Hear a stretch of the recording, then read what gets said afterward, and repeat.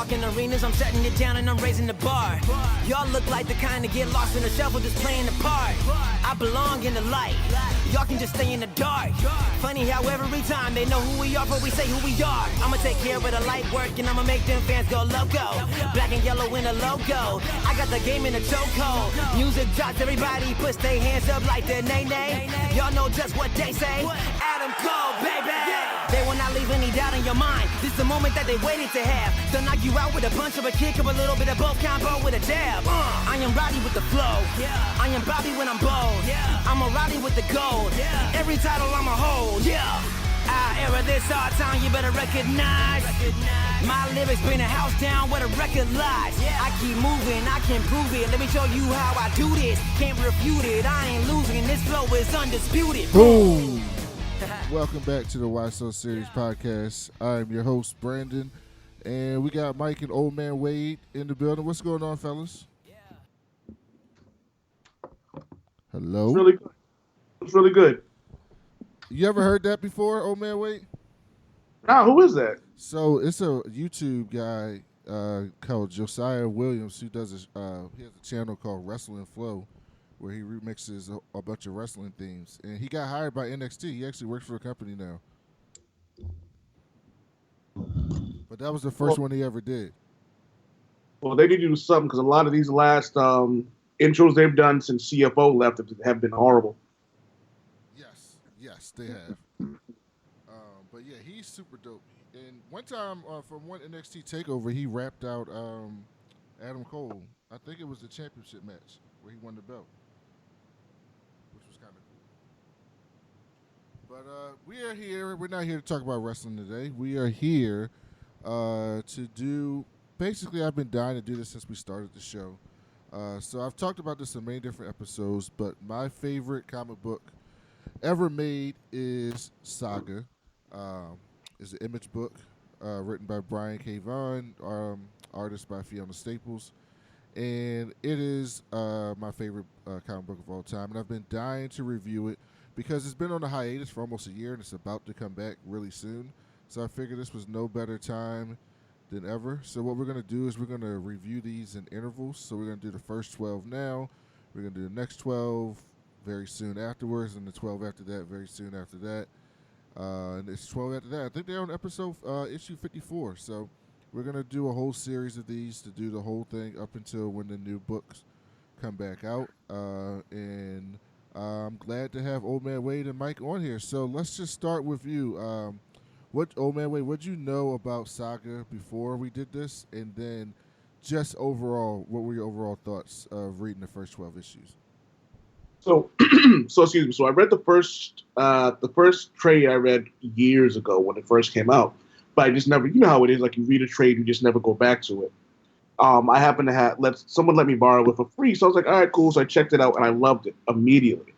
The cliffhanger at the end of issue 6 was great and it got me into it, but this is around a time I didn't really have disposable income, so it kind of just got put on the back burner. Then you hit me up over the weekend, was like, hey, I want to do Saga. I was like, you know what? I got the time. So I went through 1 through 6, and it was better this time around now that I'm not in my head state of only Marvel comic stuff. So I could read this with a more open mind. So even though I loved it the first time around, this time around, it was even better. It blew my mind with a lot of like the subtle and not so subtle things they were really getting into. And especially with this climate, it hit home, hit a little harder. And then I read the next 6, and it was just as good, but in a different way. It was really emotional. It was like watching a romantic action comedy. You know what I mean? Mm-hmm. And I really couldn't put it down. And then I was like, and so overall opinion of it, I would just like to say fuck you for getting me into this because I actually just went to Comixology and I borrowed volume 3. So when we're done with this, I'm gonna finish volume 3, and then Thursday I'll buy volume 4, and I'll probably end up having to catch this like book for book now. It's too amazing not to. Yeah, I'm glad. Mike, what about you? So I think for at least the vast majority, if not the entire time that I've known Brandon, he's been trying to get me to read this book. And this is the first non-superhero, non-DC or Marvel book that I have read, and I have actually enjoyed it. I never really gave it a thought before. It's nice because I feel like with the superhero books, I know what to expect, or I know what's coming, or but this is like a very fresh, less, like, I don't want to say stressful because obviously there's a huge plot going on and there's a lot of moving parts here, but it's a refreshing takeaway from what I'm used to. It's nice to see something different, which is my fault because I'm so narrow-minded when it comes to the comics that I read, and I kind of stick to what I know. So I guess I appreciate having the opportunity to read a book that's not like superheroes and the characters that I know, and it kind of gives me like a feeling of unknown because I don't really know what to expect with this book or where it's going to go or anything about these characters. And the only, like, I remember, it's funny, I like come across things as I'm reading it, and I like remember these like buried conversations that I had with Brandon a long time ago about when he was first reading this book. Like when the Sex Planet came up, I was like, oh shit, I remember this. Brandon told me about this a long time ago. Or like the Spider Woman thing. So it's just it's been an interesting experience for me so far. Yeah. So yeah, this book is definitely different than anything else you probably read before because it combines a lot of different genres essentially into one book because you kind of have like this escape genre, like trying to get out of this place. You have a family drama, romantic comedy. You got action. It's kind of political undertones to a lot. Well, over a lot of political undertones to it.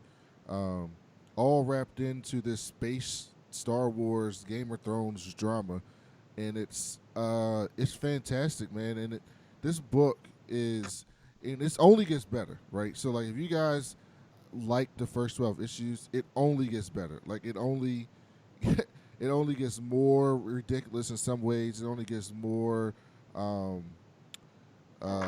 surprising. The shocks will come out of nowhere. There's things that you're not going to expect that's going to happen, and I can't wait to get in that with you guys as we go forward. Also, it's more mature than Yes. any other like. It's obviously a little bit more graphic, but even like the themes are way more mature. It's very obviously not like when you read the Marvel and the DC books, I think they're designed so that anyone of any age could pick it up. But I'm pretty sure that that's not their intention with this series. So that's another I like my stuff dark and aggressive. So this is I mean, it's been fun for me to have that in a comic book because I've only seen that in the DC Black Label stuff, which I really haven't even read that much of because it's just a process. But yeah, go ahead. Now, I was going to make a comment about the tone of the book. Mike, you're 100% right. And I've noticed this with a lot of image books, like their tone is especially darker. And there are a lot of Marvel comic books that are geared towards everyone, and there are also some ones that are a lot darker, but not like this, man. For example, what was it? What's her name? The Stalker. The Stalker. The Stalk. Yeah, like that was something out of nightmares, man. Like, and then like the beings who greet you on that sex planet. I'll never get that image out of my head. That shit is it's creepy. And well, we'll get into it because I don't want to get ahead of ourselves. So. Just wait till some of the oh my gosh, I can't wait for you guys to keep reading this. It's so great. Like I read all this and I forget. I don't want to say I forgot about it, but I just haven't thought about Saga in a long time. So rereading it, it's just like, oh my gosh, and I'm just like, oh, I know what's about to happen. I'm just getting excited and giddy reading the book. But so basically, the basic overview of this book is. It follows the family of Alana, Marko, and Hazel. Alana and Marko are two different races of people, species, I guess, or races, however you want to put it, from two warring planets. Well, a planet and its moon, and they've been at war forever and ever and ever. And so they hate each other. It's just like they hate each other. Their species and races hate each other. The Moonies hate the Landfallians. It's Wreath and Landfall are the names of the planets, and they hate each other.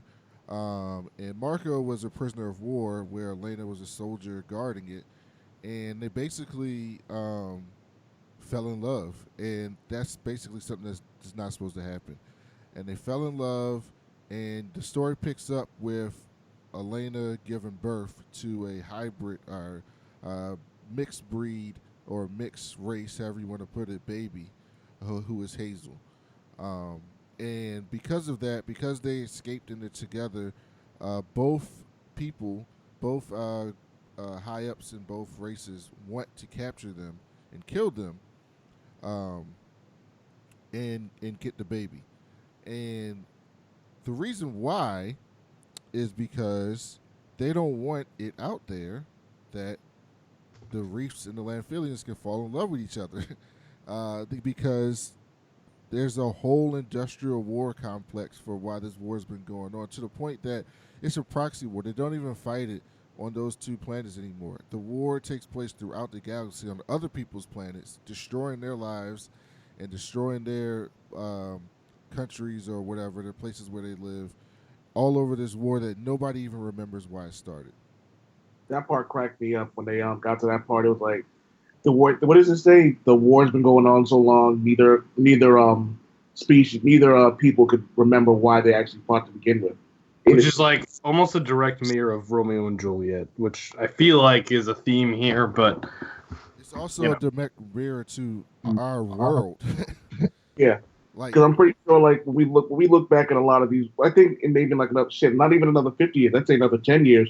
People aren't even going to remember why World War One was started. You know what I mean? No, World War One.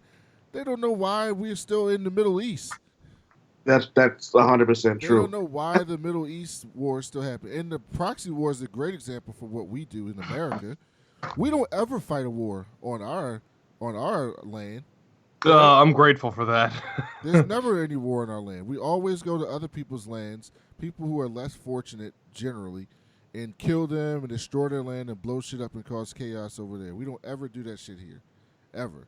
And the people here on our planet get to sit here and live these lives. And we know there's issues in the United States, but we don't have to deal with that, right? So we get to just go through life and deal with all the other shit that we have to deal with, and not even have to worry about our bombs going to blow up. Do we have to go hide for cover? Like, none of that shit. I mean, there's like mass shootings.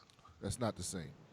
I was actually going to say that the people in other countries is like, somebody's like, we should go over there and start a war with them. And they was like, have you turned on the TV? They're killing themselves. We're fine. Yeah. And I'm not, and that wasn't even me trying to be funny. I legitimately like, what? Okay, let's, not to bring this up in it, but since Fuckboy 45 has been in office, like now people are just kind of like, the racist people have now risen up. They've started desecrating Jewish cemeteries.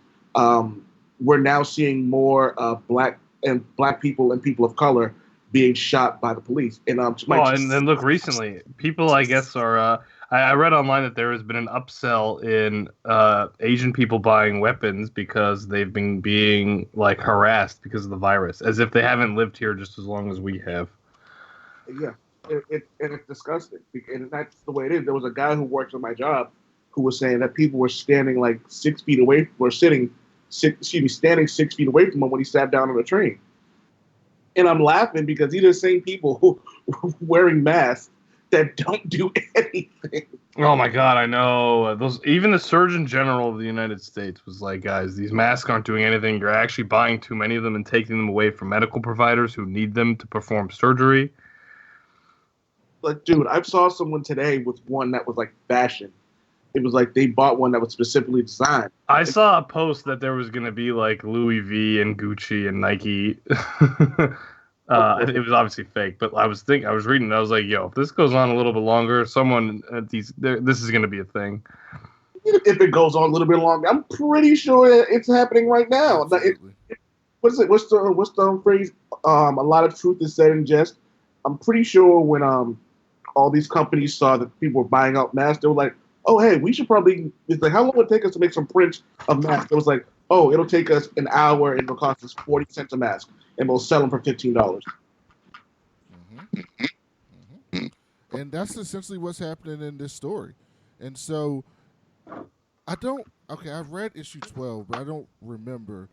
So essentially, well, I'm not going to jump that far. So basically, we get into the story, and they're on the run, right? So they're on the run, and each people are sending people out to get them. So Marko's people have hired bounty hunters, which are called freelancers in the book. And we meet 2 of them so far, and you'll meet more as the book goes on. But we meet the Stalk and the Will. And basically, the Stalk and the Will were lovers at one point. As weird as that. If you read the book, you're going to be like, what the fuck? Like, why are they lovers? But they were lovers. And the Stalk had got to jump on the Will because he was kind of down and upset, and he ended up going to Sextillion, which is the planet that Old Man Wade was talking about, which is basically like it's like a brothel planet. Like the entire planet is a brothel. And So Vegas. No, much worse than Vegas. Vegas. Imagine Vegas had a baby with Sodom and Gomorrah, and then they gave birth in Trump Tower. And basically, you find out that like everybody has some shit going on with them, right? So the characters that we meet so far, and then we'll kind of go through the different stories of them, just so we can kind of have some type of organization. But the characters that we meet is you follow Marko, Alana, and Hazel on their way out, and then they meet Isabel, who is a decapitated ghost. And then you follow kind of the Will with Lion Cat, and later he gets Slave Girl, and we'll explain that. And Gwendolyn, we'll explain that. And then you have Prince Robot, who basically there's a whole aristocrat of people who are robot people. So they are they're humanoid, but their head is a television. And the screen. Yeah, so I see this cosplay at a lot of cons, and I didn't know what it was until I read this book. Yeah, same. And so their head is a TV screen, and it basically shows their emotions at the time, right? So whenever something's going on in their head, that'll show up on the screen in some type of form that's like a TV show picture or something like that. And that's how you can tell like how they're feeling. And then you'll I have a question. Yeah, go ahead. Is this something that, because maybe I missed something, but is this something everybody can see, or is this more like for the for like us, like, you know what I mean? No, like everybody can see that. Okay. Yep, everybody can see it, and they're basically like English. Like if you watch their dialogue and their thought bubble, in the bubbles, they speak in proper English. They speak in like a British accent, and it gets more profound as you go along than we saw in the first 12 issues. And everybody's kind of all based on this whole thing of trying to figure out where Marko and Alana are and capturing them. So like all these different players and characters are going to end up interacting at some point, just so everybody knows. For Mike and Old Man Wade and also the listeners. But at the first 12 issues, that doesn't happen yet so much. A little bit, but not so much. So let's start with this, Mike. What did you think about Marko and Elena's relationship, and kind of how the book explains why they're together and how it came together, and with their background, because they kind of gave you a flashback to how they got together. Yeah, so for me, like I said before, it's your classic Romeo and Juliet story, but I've never really been into that. This is like a Romeo and Juliet story for someone like me, right, who likes the space opera genre, who likes that kind of, like sci-fi fantasy thing. So it's a retelling. It's a cool twist on a story that everybody knows, right? But I don't know how this one's going to end. Probably not with the two of them poisoning each other. So yeah, they meet. She's the guard, and I guess so. I looked this up because I was confused. I think it's explained more in detail later, but I guess she was like supposed to do something for her planet's government, and like refused. So they put her on prison duty, and they knew each other for 12 hours. And they escaped together after, I guess, she found out he was going to go to this prison that no one comes back from. And so they escaped after 12 hours, and they immediately got married and had a baby. But I like the two of them. I think they complement each other well. And I don't know if this is explained later, but are there other hybrids, or is this like the first one? No comment.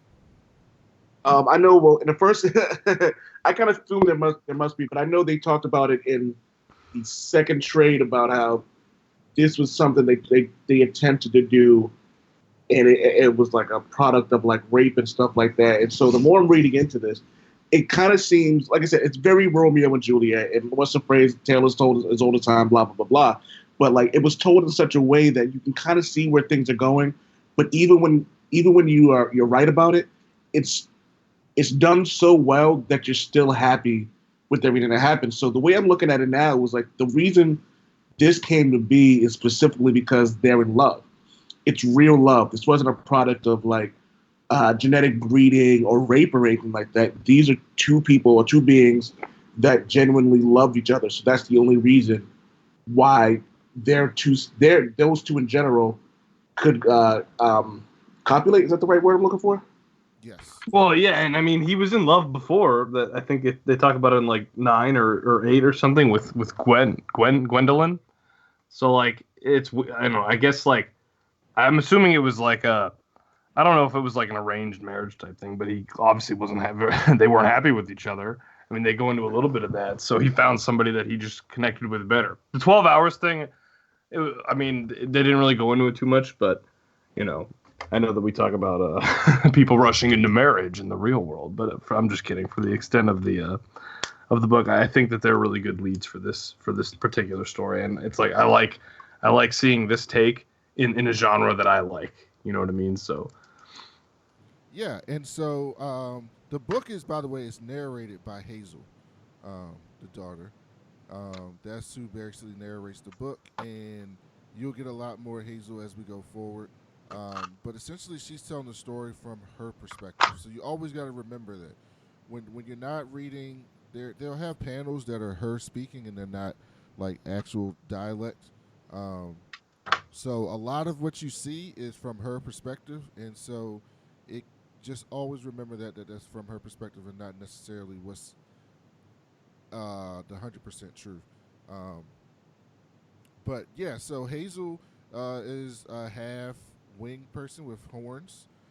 She is a half breed, and she is out there in the world, like basically the person that everybody wants to get. And so they basically find out that. Also, I meant to say this. So he can do magic.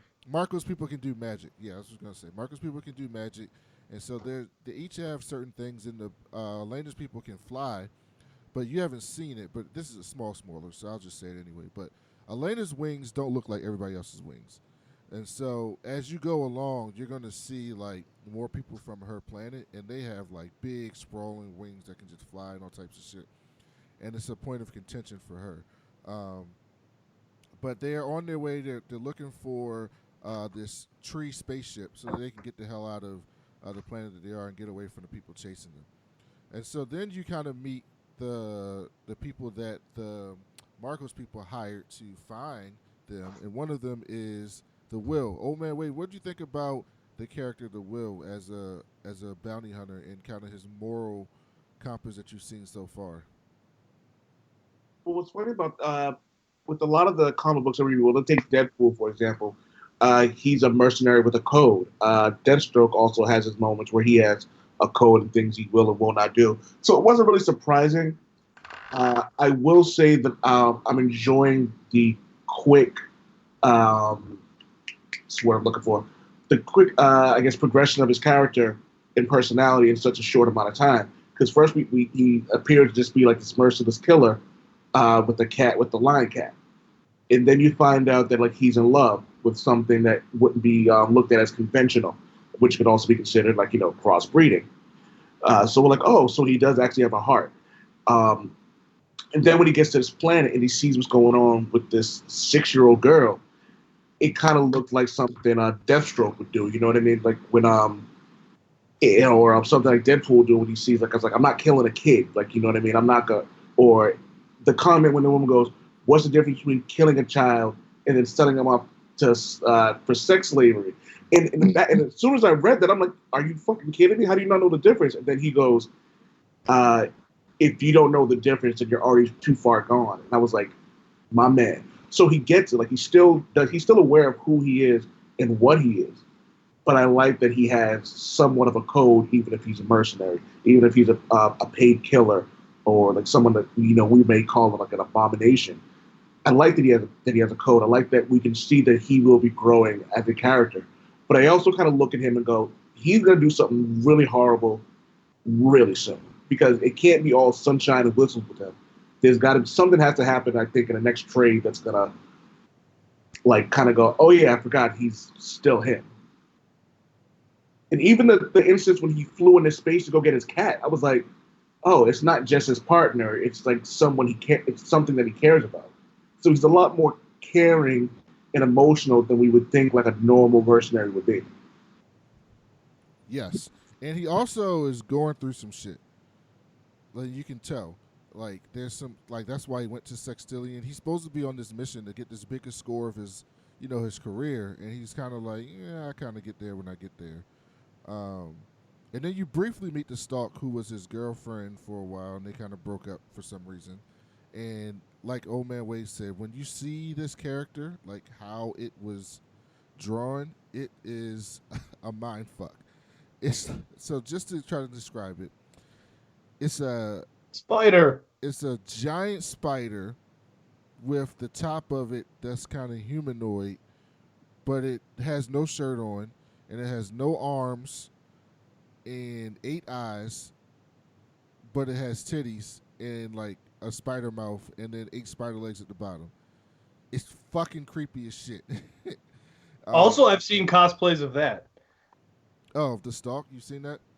Yeah, but most people just don't do the legs. They do everything else. They wear like a dress. I don't ever want to see that. I don't ever want to see that in person. Like if there's one thing that freaks me out, it's giant spiders. I'm all set, man. I'm good. Yeah, so it's done. So the Stalk is kind of like this root. Like you'll see more of the Stalk. Oh shit, fuck.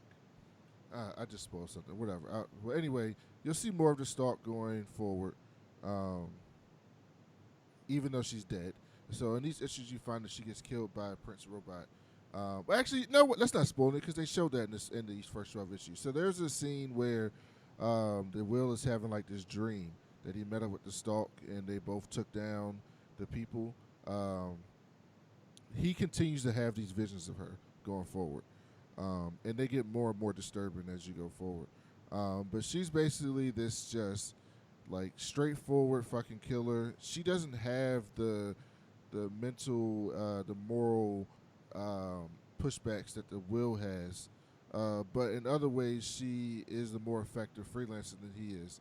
And so she's got a ton of arms and a lot of weapons. Yeah, so she shows up to get them, and they end up getting away. And then Prince Robot shows up with his crew, and he basically, this is another allegory for like, it was kind of like there's some police brutality shit.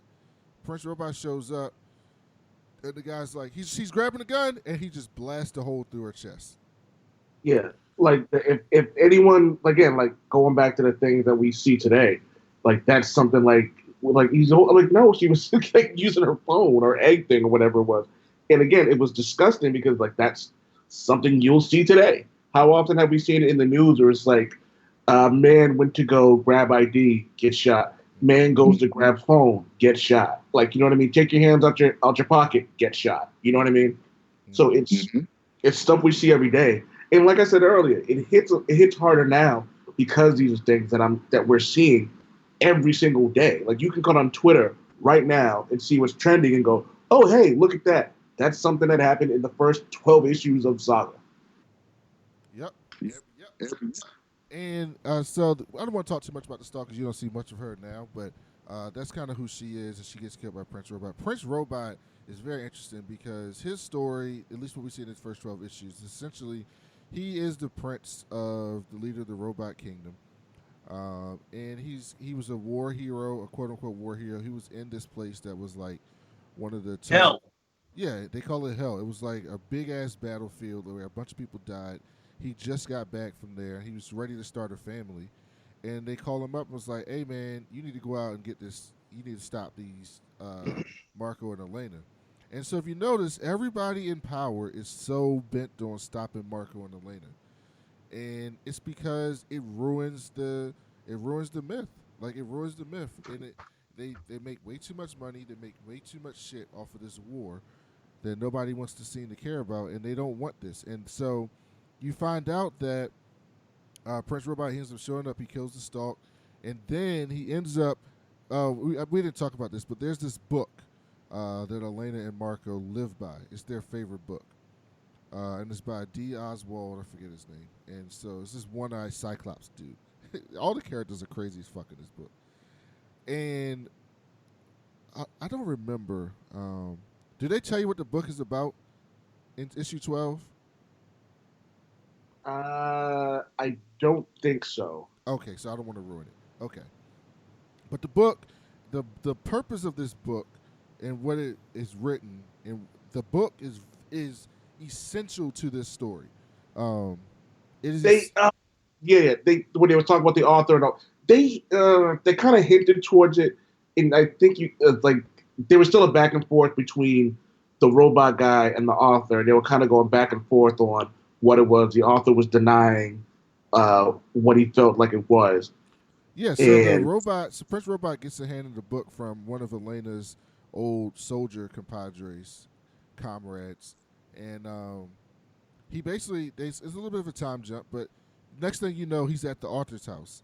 And the reason why he's at the author's house, I'm not going to give you the exact reasons, but it's because this book is essential to almost everything that's going on in this story. It's the core of it. But at the end of the last issue of what we're reviewing today, you find out that Prince Robot shows up at this author's house and is interrogating them, stabbing them, trying to get information out of him.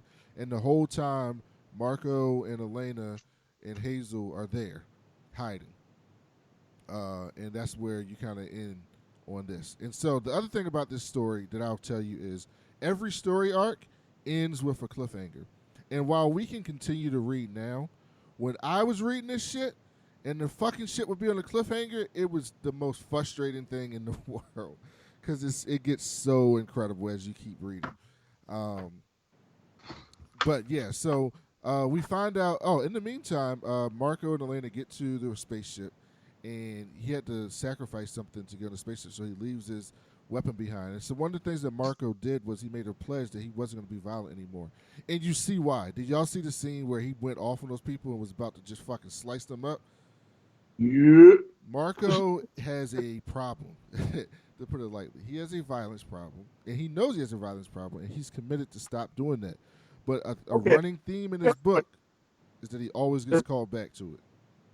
Does he have a violence problem, or does he have a problem with stopping once he committed violence against someone who's actually been violent to him? Because honest to Odin, I kind of felt him on there. It was like, you shot my wife. Like, you know what I mean? You could have killed my kid. There wouldn't have been any posturing after the dude cut the dude's head off, his hand off. I wouldn't have said, I'm going to cut your head off now. I'm just going to cut your fucking head off. But I love the way his wife, like, flat out shot him. And he looked up and kind of got to his senses and was like, this is why I love you. I'm like, that was deep. Yes. And so Marko has a violence problem. He sacrifices his sword. And they get on the spaceship that's a rocket ship. And the rocket ship is kind of intuitive. It's like a tree, and it kind of aligns itself if it likes you. And so the rocket ship was kind of formed a partnership with Alana already. And so Alana and Marko and Hazel and Isabel are on this rocket ship, and the rocket ship just takes them somewhere. And the next thing you know, Marko's parents show up. And Marko's dad is dying, which he hasn't told his family yet, but he's kind of like, because he's dying, he's kind of looking back on his life and just like, I'm not going to be that dude anymore. But Marko's mom is one of those. hardcore.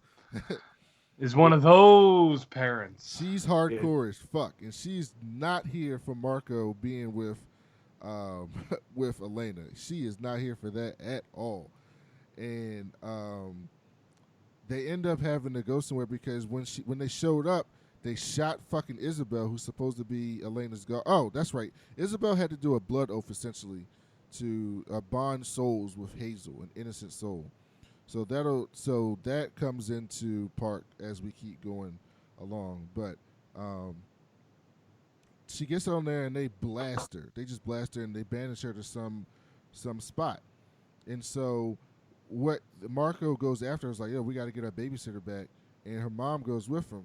And they basically start talking about, like, you know, all the shit that's happened since Marko was left. And they're having this real heart-to-heart. While meanwhile, back on the ship, Alana and Marko's dad initially aren't getting along. And eventually he's like, yeah, dog, I'm about to die. And they kind of start to form a bit of a relationship. And it's really interesting to see because it shows that, look, if these people just talk to each other, they have, you know what they always say in politics, that we have more in common than what divides us. That's actually what the book is trying to say in some of these issues. But you got to give people the chance to do that. And, you know, they weren't doing that. What do you think about, oh man, wait, what do you think about Marcus's parents? I thought it was kind of cool that they made the man in the relationship, the male in the relationship, more of the I guess softer, or softer touch. I thought that was kind of cool. Like, and I thought that making the woman the aggressive one kind of makes sense because if you look in most species, the woman is usually the most aggressive, the most protectful or guarded of their family. So it makes sense. But I like the fact that she took no shit. You know what I mean? Like, she came in wielding an axe, and I was like, yeah, baby. Like, I loved it. I loved everything about it, but I also liked that Marko was a combination of the both of them. Like, his pacifist side, you can see that comes from his father, like, you know, his father's side.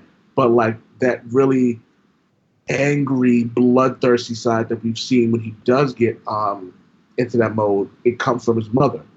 So I like, you can see where his personalities come from, and like why he is the way he is, and why he has to be so restrained. And I like what they did with, without spoiling too much, when I forget Marcos' wife's name. Is it Alana? Alana, yes. So I love the time that Alana and Bar had together.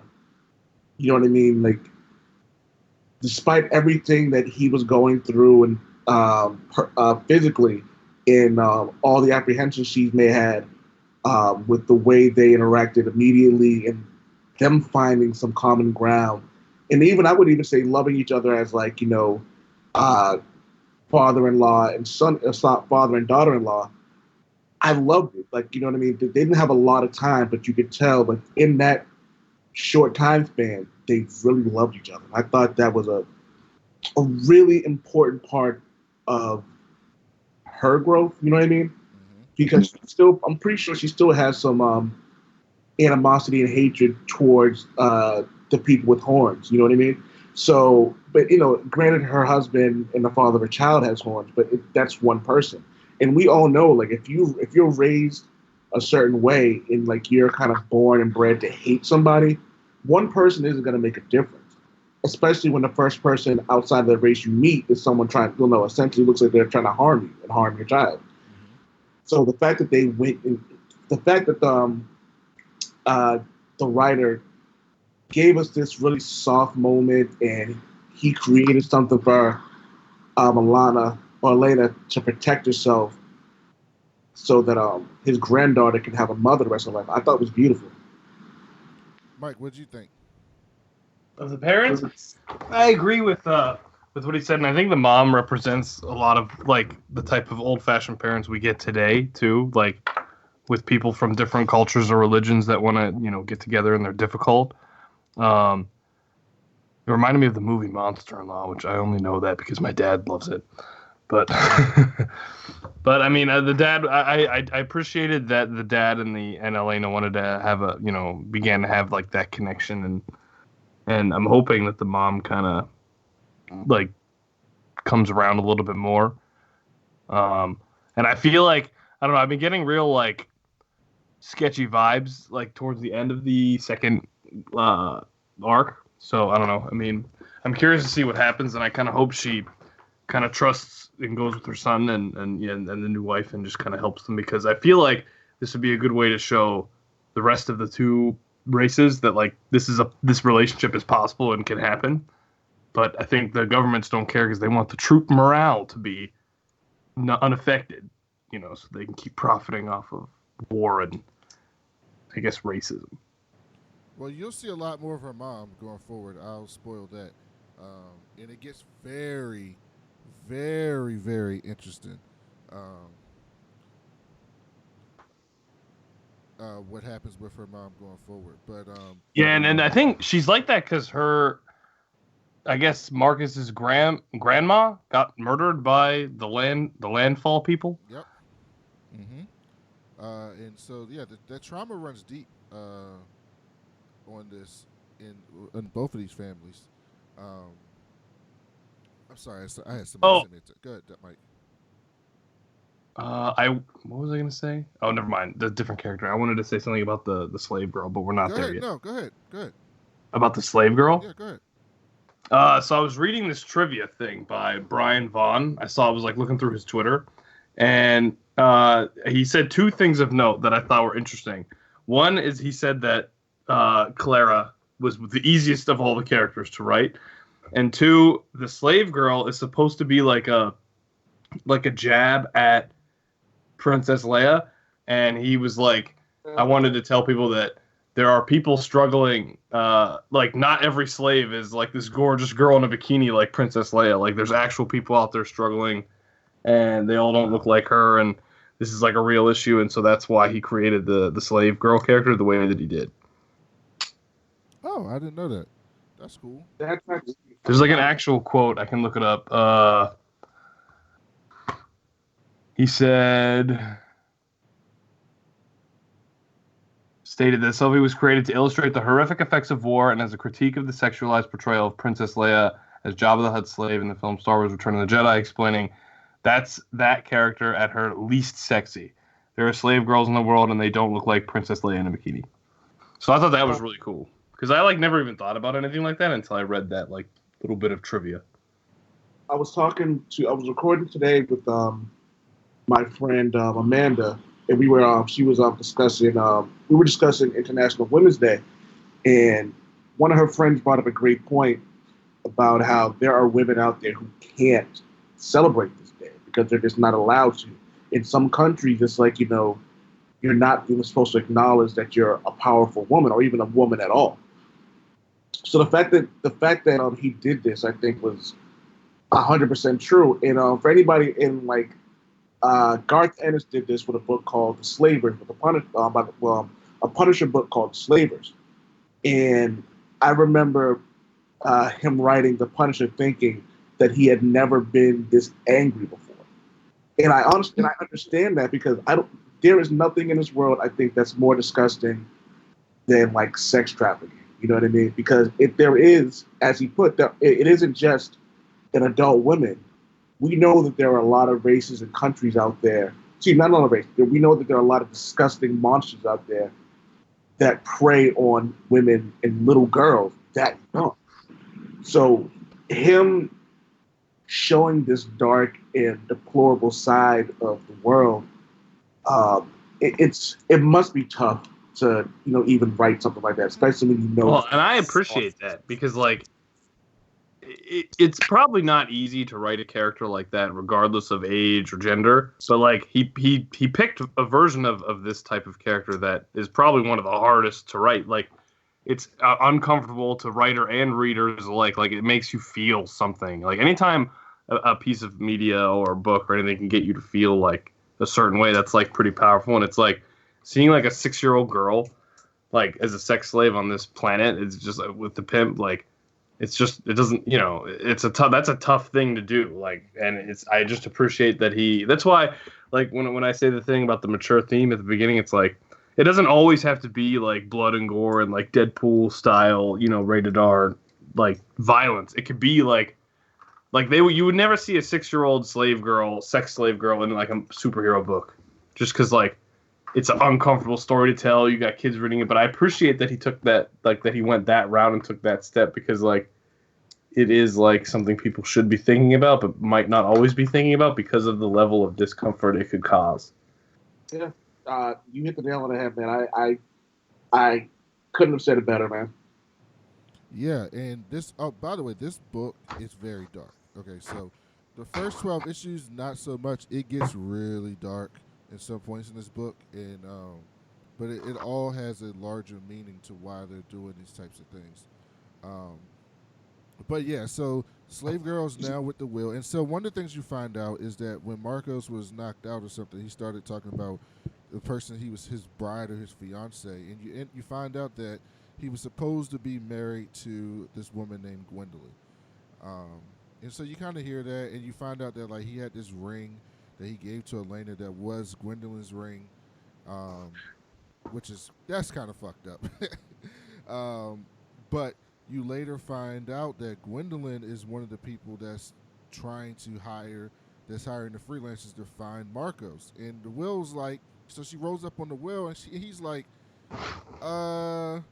it's more to this than you just wanting to get him back for the people. And she's like, no, it's not. And Lion Cat was like, you a lying ass bitch, basically. And so she was like, all right, listen, yeah, we were together, and I gotta get this dude. I gotta get him. And so she is hell-bent on finding Marcos, to the point that they find out that the slave girl kind of has this power where she can tell where they were. And so they go towards them. And then she has that like psychosis thing where when she touches an object, she can see like information and foresight about it. Yeah, and so one of the other things about this book is there's a ton of weird fucking creatures and things like the brain in these people to make this shit is ridiculous, because you would never think of this shit. And so one of the things that you found was when Marcos and his mom went to get Isabel, that they were inside of an egg that was about to hatch, not a planet.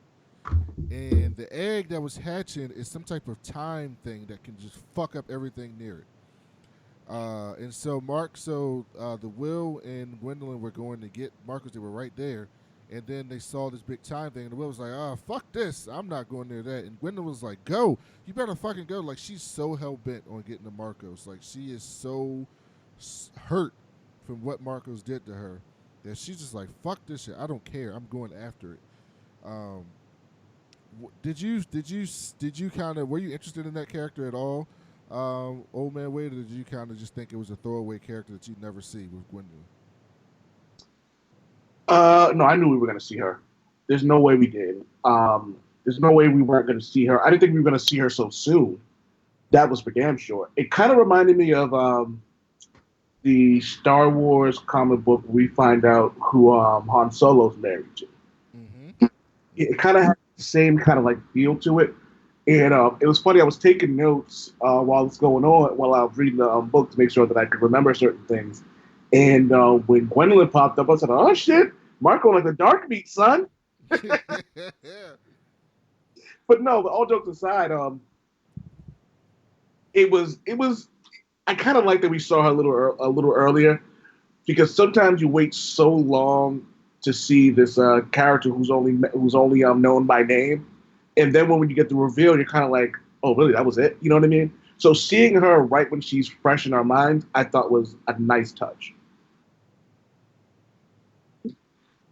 And one of the things that you'll notice is Hazel narrating this. You should pay attention to what she says, because a lot of the shit that she says comes back up in later issues. So when she'll say something like, Dad once said that breakups are like battles, they usually involve collateral damage, like something's going to come up with that. Or when she says, like, I spent most of my time and most of it was good until it wasn't. Like, you'll see when it wasn't, like when it went bad. So Like all these things that she's saying are things that like actually come to pass as you keep reading this book. And the foreshadowing, it's like when Brian K. Vaughan and Fiona came up to storyboard this event. It's like very clear that they had a plan, and they had a plan, and they stuck to that plan. And unlike any other book that I've read, and you guys will see this as you keep going on, there's no lulls in this book. Meaning, like every issue is high quality. Some of them are further. Some of them don't have the WTF moments that others do, but they all push the story forward, and there are no bad issues. Like I've read these book multiple times. There's zero bad issues when you read this whole thing, and you can tell that they had an idea of what they wanted to do. Now, were they on drugs when they created this book? I would put some money on it because some of the shit is outrageous. Like, Mike, did you see the big giant dude with the huge nutsack that they were fighting? Yeah, I mean, think about it. Alan Moore was on drugs every time he wrote a book, and it's weirder than some of his shit. So, I mean, by the transitive property, that means everyone was on drugs when this book was made. Think about it. You got a green cat with a silver metal back that can tell you when it's lying. Not even that. The spider, like that's enough to convince me. You got two things. The two things in Sextillion. That shit is fucked. With the legs with the head on it. Oh god, they don't have like torsos. Dog, it's like a bastard of MODOK. You got robot men with TV heads. You got cyclopses. You got guys with horns. Guys with horns and a woman with wings are the most normal things in this book. You have God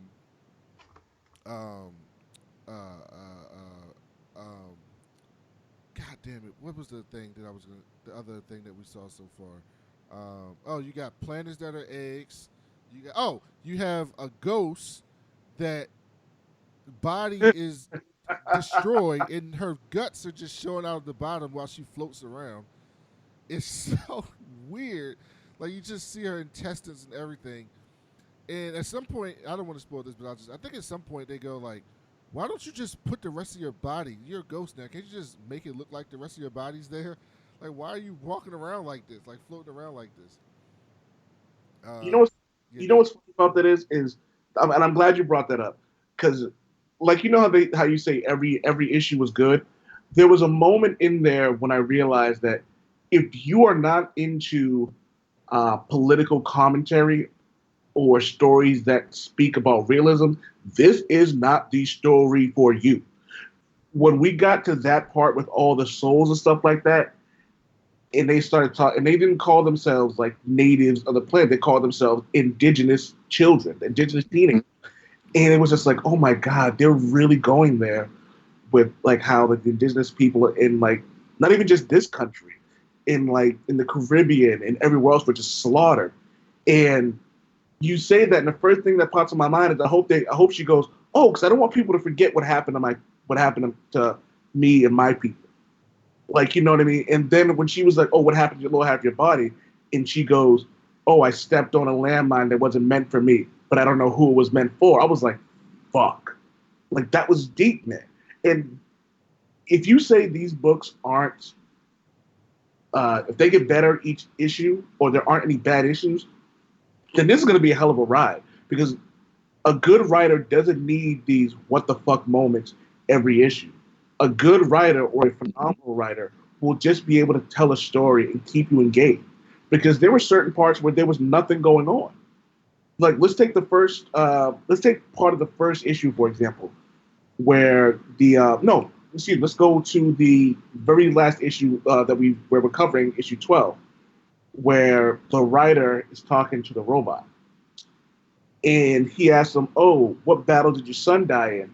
And he goes, he didn't die in battle, he hung himself. And then he calls him a coward, and then he gets into, do you know how many people kill themselves after these wars, and getting into all the stuff? And it's just so well written. And the artwork it just brings it out to life. And it makes you feel all these emotions that you're not expecting to feel going into a comic book or just reading in general. And then when it hits you with the cliffhanger at the end of that, you're like, holy shit, this keeps getting better. And I'm not going to be shocked if that robot's kid isn't his kid. Oh, the robot's kid. Oh. I'm willing to bet money that that's not his kid. And so this book is very political, and it really shines a light on things that we take for granted, and things that people don't particularly care about or pay attention to, or all of that, because the world is fucked up. And what Saga does is it shines a light on the world being fucked up, and then it shines a light on you, so you realize your world is fucked up too. Because we live in a world where we complain about certain things, but there's so many things that we don't even think about that are going on that are just fucking with people. And what this does is it shows you that like all these different people have so much stuff going on. And the one thing that this book does is it fleshes out its characters. You've only read 12 issues, and we've met probably 6 or 7 main characters, and you kind of have an idea about all of them. You kind of have an idea about all of them and what they're about. Now, you'll learn more. Some of these things will change as you go over time. I can tell you that right now. But none of these characters are just there for fodder. Like, you get it, and you're going to meet more characters. You're going to meet these reporters, and you're going to meet all this other stuff going forward that's like, what the hell is going on? It becomes a whole Bonnie and Clyde type thing going forward that is ridiculous. And the characters are very, very important. And they all have a purpose. And when a character dies, like we met the Stalk, 2 issues? Probably 2 issues she was in. When she gets killed, you're like, damn, she died already. But you knew something about the character. Like, it wasn't just an off character that got killed in 3 issues. Like, you knew something about the character. You're like, this character was in love with the Will. They clearly have something going on together. She's also a mercenary, and she knew something. Because remember, right before she got killed, she was like, I got a lead on our people, right? So she knew something that the rest of them didn't know, like, that nobody else knew. And you want to know, like, what that is. You want to figure out what was that. Why did she know? And that's what this book does, right? The book seeds things that you saw in the first 2 issues, or you're going to see in issue 12, and issue 20, and issue 30, and issue 40, and issue 50. Like, they all are going to come back to roost. And the reason why is because these writers are good. My favorite writer of all time is Jonathan Hickman, and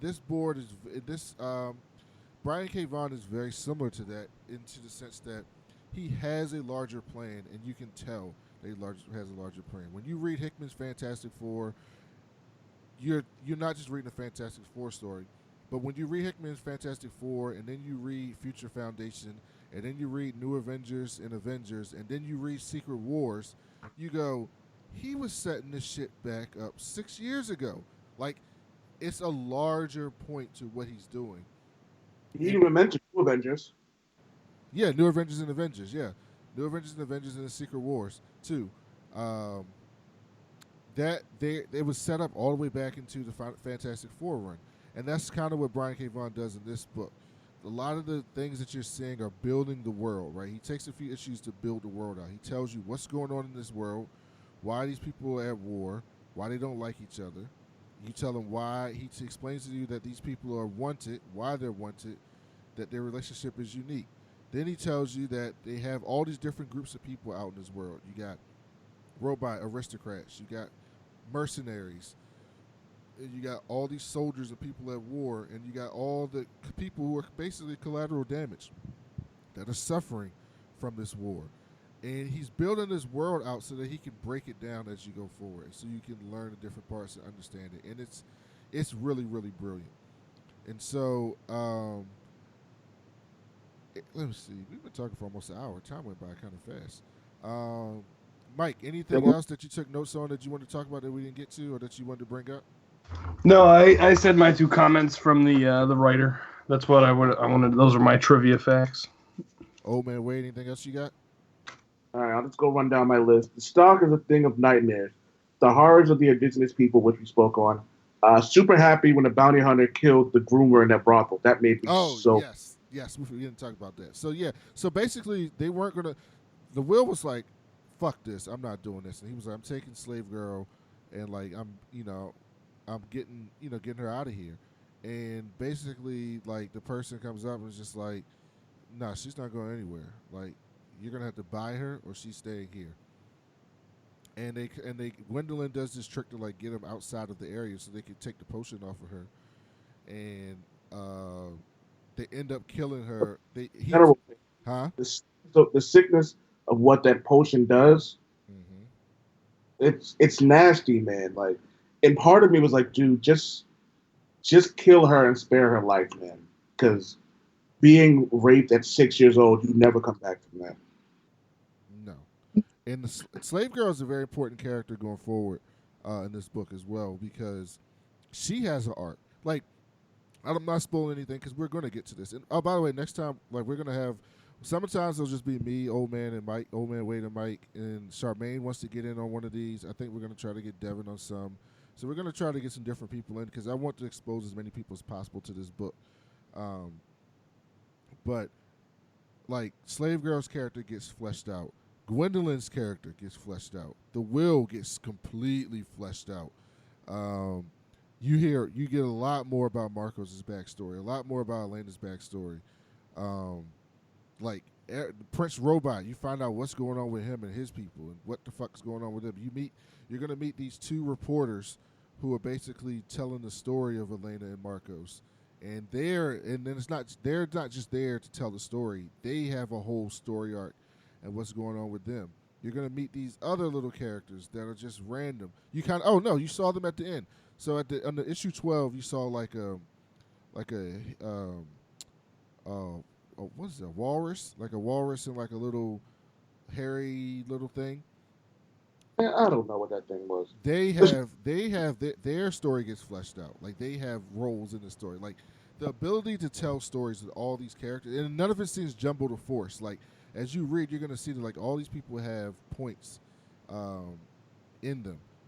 But yeah, go ahead, finish your list. Oh man, wait. We also have as a fan of romantic comedies, this is an amazing story. And lastly, I swear to Odin, Netflix better not pick this up and turn it into some bullshit Lock and Key. I'm still pissed off at what they did with one of my favorite books. Oh yeah, that was the thing. So there's been rumors that this was in development for a series for a long time, but same thing with The Wicked and Divine, and I haven't seen either of them come out, so I don't know what's happening with that. Actually, let me look really quick. Saga. Dude, have you read Lock and Key? No, I have not. Is that good too? Oh my god, Lock and Key. They get in, get out. It tells a really good story. The writer is amazing. The artwork fits the tone of the book. The characters evolve. It's super dark in a sense. It's not as dark as Saga in a sense, but it's a lot like like the sexual abuse and stuff like that. But the things that go on, you're kind of like, well, that's kind of fucked. And I think it's only 6 issues. And I know the first 5 are on Comixology to borrow, and the last one you have to purchase, which isn't a big deal. But for the most part, Lock and Key is one of the. I would put that in like my top 10 books that I've read. And when I saw the preview for Lock and Key for Netflix, I said, "Oh God, please don't tell me you guys are turning this into like Harry Potter or some shit." And sure enough, that book was the show was way more Harry Potter than it was like fantastic horror. That the fantastic horror movie that it should have been. This should have been a show that was adapted for Amazon Prime and done like The Boys, as opposed to taken by Netflix and then turned into a combination of a J.K. Rowling and CW show.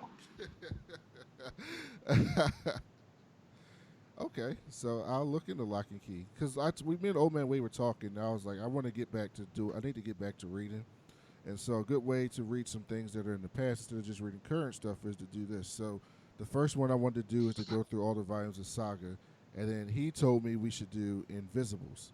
So after we do Saga, we will do Invisibles, and we'll just keep doing books like this. And a lot of them, honestly, I want to do a lot of Image books and stuff like that because those are books that people don't know too much about. You know, people don't read them a lot. Or they're not as popular as other books, but when they get popular, they blow up, right? Like The Walking Dead, The Wicked and Divine, Saga. Those books, when they get popular, they get really popular. But you kind of gotta have somebody tell you about them because you're not just gonna know to go out and buy Saga. Like, Image releases a ton of number ones every week. How do you know which one is good and which one you want to read and whatever? Like, it's kind of got to be word of mouth, right? Yeah, So, I agree. yeah, keep Like, going. they don't have the star power that like Marvel and DC have, where they can shell out like hundreds of thousands of dollars to promote something. And then when I found out that one of the reasons there was a year where Rocket Raccoon was the number one selling comic book, and then I found out it might even have been from you that one of the reasons it was the number one selling comic book is because they were giving it away in like Loot Crate and things like that, and those count as purchases. So you know what I mean? When you have the money to do that, you can just give out free shit. You know what I mean? But you get something like Saga, which I picked up like almost like instant. People gravitated to it almost instantly. Divine and Wicked, which I'm loving. I'm on book 4 now, I think. And you get something like Lock and Key, or I know Invincibles is supposed to be coming to Amazon, I believe, or like The Boys. And you get these comic books that a lot of people don't know. But like you said, once people grab hold of it and they find out what it is, word of mouth spreads with Twitter. People going, so like me, like let's say me and you didn't know each other, but like on Twitter, let's say you search like The Boys. It's like, oh, this dude, Old Man Wade Calm, likes The Boys, and he's not some random fanboy who enjoys it. And then we start conversing, and then that gets into 3 people, and 3 people turns into 5, and so on and so forth. So I kind of like the idea of these comic books not really being known to the masses, because what you get is you get a almost a cult following of people who are really into it, and then when you get the right people who will like Seth Rogen with The Boys, and I know I've brought this up fairly often speaking with you, when you get someone who's passionate about their projects, you get a TV show or you get a movie that's like stays true to the creator's source material. Mm-hmm. Anything else on your list? Negatory, sir. Mike, you good? All good here. All right, so yeah, like I said, we will be back to review the next 12 issues sometime soon, whenever everybody is free. We'll be back to do that hopefully the next couple of weeks or sooner. It's up to Old Man Wade and Mike, but I'm definitely down to do it because I just want to keep reading because I forgot how much I love this book. But remember, like, go out and support independent comics. Go out and try out new books, try out new stuff. Because, you never know when you're going to find a gem.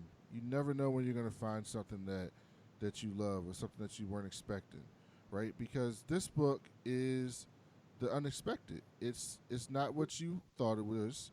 It stands out. It's very different, and it's something that is, quite frankly, not something that you see oftentimes in comics, right?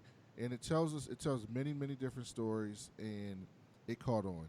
And everything doesn't need to be superhero books. One of the reasons why I wanted Mike to read this mostly is because he reads mostly superhero books.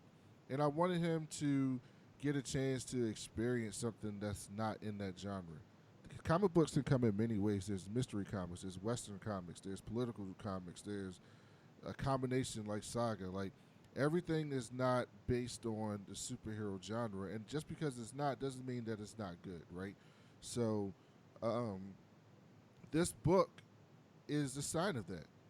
And if you give things like this a chance and support them, Image will make more of them. Part of the reason why Image books come out so sparsely is because they don't get the sales. They don't have the backing. They don't have the money to just say, we're going to make 50 issues. Like, DC can come out and say, I'm going to give something 50 issues, and they will get 50 issues if they wanted to. Same thing with Marvel.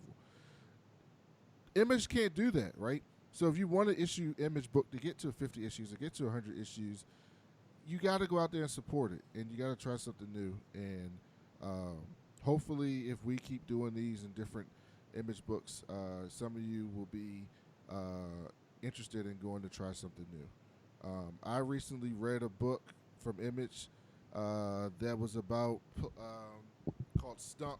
It's basically if politicians didn't get voted in to office, they had to fight each other in a UFC style fight, and then whoever won got their law passed. That's absurd, but it's also very interesting because there's more to it than that. But that's what gets you in there, right? The Boys. It's not an Image book, but The Boys is a book that's not from one of the big two. Like, go read some of these things. So the last thing I'll do is, before we get out of here, I know Mike hasn't been reading much, needs to catch up. But Old Man Wade, tell the people some of the things you've been reading, or some of the things that's on your list to read coming up. You already brought up that book in particular that I downloaded. I haven't actually read it yet. On the Stump, I got through the first few pages after I finished Saga. What have I been reading like new? I'm gonna keep the theme going and try to stay away from things that aren't like the big two. Deadly Class. I may have talked about it before, but Deadly Class is amazing. It's written by, if I'm not mistaken, it's written by the same person who did The Walking Dead. Sorry, I'm looking for the actual name of the writer. Nope, I'm sorry. This is Rick Remender. No, Robert Kirkman. Robert Kirkman did this. And it's an amazing book. The TV show was unfortunately pretty bad. But you can't really do a TV show like this when it's based in the 80s and people aren't politically correct in the 80s and they're doing coke and taking acid and stuff like that. You can't really do a show like that. But it's about high school kids who are what's the word I'm looking for? Their parents were either assassins, dirty cops, Yakuza, mafia, and they sent them to the school to become killers. They learn the art of poison, assassination, and all sorts of martial arts, so they can take over their parents' family business. So that's a really cool one. I've actually started, like I said, Saga. I'm going to be heavy into now. I wish I would have thought about some of the older stuff that I've been reading, because I've been kind of doing like you, man. I'm kind of getting away from some of the things that like are just strictly Marvel and DC. Because it's kind of cool when you start finding these like hidden gems that you normally wouldn't get into. But if you want something really, really good, try Mark Millar's Wanted. Also, they're doing Mark Millar's universe type thing on Netflix. They ruined Wanted like the movie did. I may have to find someone and kick him in the nuts. So yeah, the Mark Millar. I think, what was that book? Umbrella Academy. Isn't that what it's called? Yeah, they have that Netflix show. I didn't really like it. A lot of people did though. It's a whole universe though he built in the comics that they're making into TV shows on there. So yeah, I wasn't really crazy about it either. It was okay at best, I thought. All right, so thank you all for listening to our Saga review of. Oh, go ahead. Can I roll something real quick? Yeah, I was about to throw to you. Oh, okay. But yeah, perfect. Go ahead and do it. So me and Javi got oldmanwade.com back and running. And Super Woke Javi has started something called Know Your Geek. It's a first we write articles on a specific geeky genre, and then we take 30 minutes and we talk about that genre on top of the article. So you get 500 words on the topic from us in an article, and on top of the article, you'll get the places where you can listen to more discussion on it. So like me and Super Woke. So first, Super Woke and his wife, they discussed Stargates. And Javi's a science nerd on top of knowing political science. He breaks down the science of a Stargate. He starts talking about the movie and the show and all this other stuff. But he also wrote an article on it. I recently did one, Know Your Geek, on Wolverine's memory and the Daniel Way run, and how he explained how Professor Xavier actually is the reason that Wolverine didn't have his memory when he got to the X-Men. So that's the whole thing. So oldmanwade.com is up and running. We're doing this thing called Know Your Geek. It's 30 minutes audio, 500 words in an article, and it's something we're going to be doing now Superwoke has one coming up on The Mandalorians. He wants to do one on Captain Picard. I have one coming up on Multiple Man's Duplicates. And I was actually going to bring it up to either one of you guys if you wanted to do a guest writer and do like 500 words on a specific like geekdom you wanted to do. And if it's two of you want to do like 30 minutes on that particular topic, you're more than welcome to, man. Just hit me up and we can discuss things from there because we're looking for a lot of guest writers. And for this Know Your Geek, I'm going to talk to Harvey, see if he wants to do some people just kind of like do like guest spots so they can talk about their geekdom and maybe promote the things that they're doing as well, whether it be a website, their Twitter, their Instagram, or their podcast. Yeah, that sounds awesome. So what else you got going on too? What else with Bam Smack Pow? What's going on with the Old Man Wade show? What else you got? Let's see. What article have I written that's gonna piss you off? I recently wrote an article matching 30 WWE superstars with 30 Marvel and DC superheroes and villains, actually. That's on. So if you look up Bam Smack Pow and then Mark, if you Google that, I'll come up. An article came out today why Olivia Munn should be Psylocke in the MCU, and I discussed why that is. I got a couple of articles on The Boys. I'm still watching Black Lightning. Hold on. You're still watching Black Lightning? I'm still watching and covering Black Lightning. Okay, hold on. We gotta take a second, really quick. What the fuck is going on in that show right now? This has been the best season so far, straight up and down. It's also had the best action of any CW show. The best what? Action, hands down. Oh, like you can tell that this whoever was in charge of the CW was like, yeah, put more money into this, please. Because Black Lightning has a new suit now. The graphics don't look so cheesy anymore. They've added additional black actors and actresses from like our era. It's been really good. Because we quit the show. We were reviewing the show. And we quit the show in the middle of season 2 because it was just too bad. It was just so bad to me.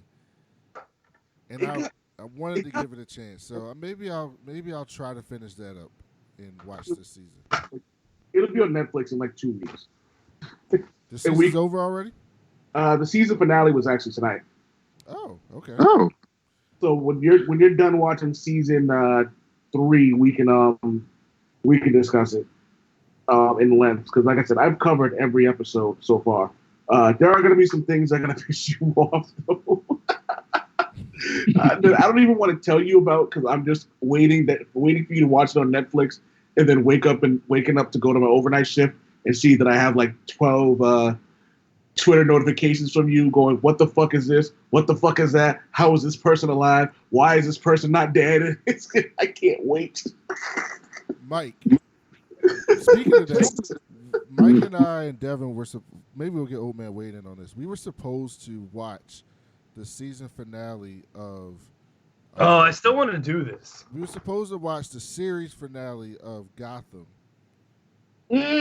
without any context because we quit the show in season 2, so we didn't watch anything after that because it was so terrible. And so, I got through 4 episodes and I was like, yeah, fuck this. And so we watched the preview of it, and it was so incredibly ridiculous. And I was just like, we have to watch this to see what the fuck is going on. Like, we have to see, like, why any of this is happening. And so what we talked about was,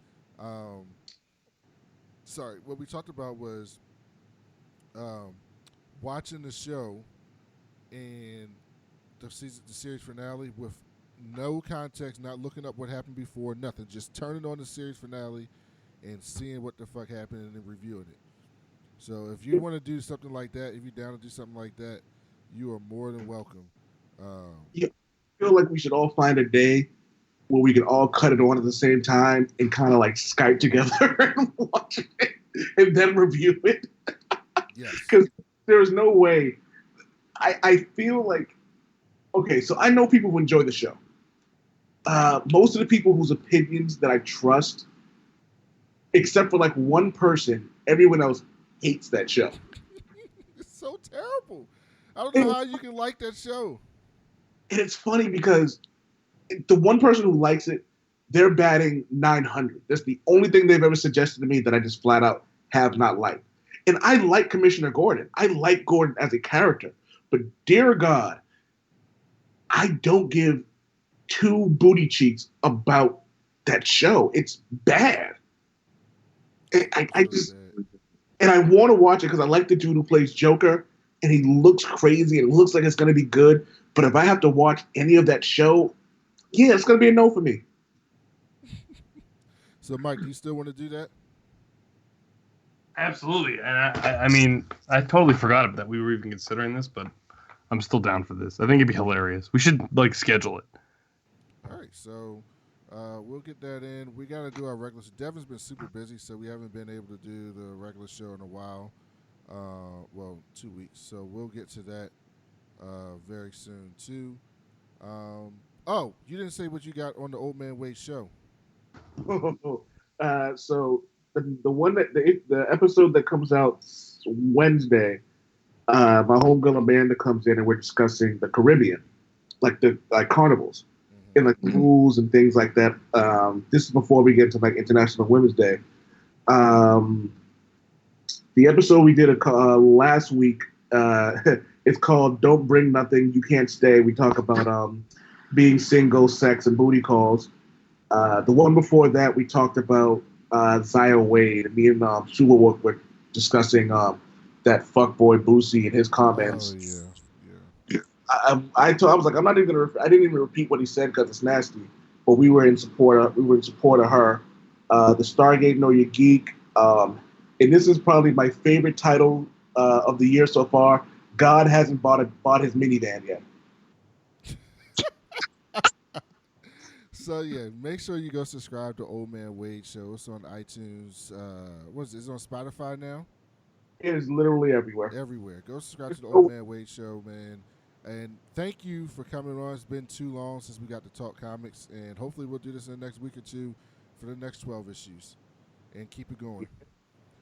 Mike, I will talk to you very soon. And listeners, thank you guys for listening. Make sure you subscribe to us on iTunes, Stitcher, Google Play, Spotify, anywhere you get your podcasts at. Leave us a 5-star review. It helps us out a lot. And we will be back soon. Peace.